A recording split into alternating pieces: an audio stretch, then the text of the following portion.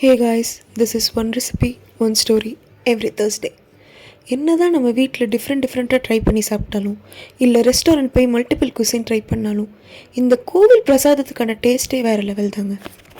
கோவில் பிரசாதம்னாலே ஃபேமஸான செந்தில் சாரோட பாய்ஸ் பட டைலாக் மாதிரி எந்தெந்த கோவிலில் என்னென்னைக்கு என்னென்ன பிரசாதம் போடுறாங்க அப்படின்னு ஒரு டேட்டா பேஸே வச்சுருக்கேன்ற டைலாக் ஞாபகம் மாதிரி எனக்கு கோவில் பிரசாதம்னாலே ஞாபகம் வருது எங்கள் பாட்டி தாங்க.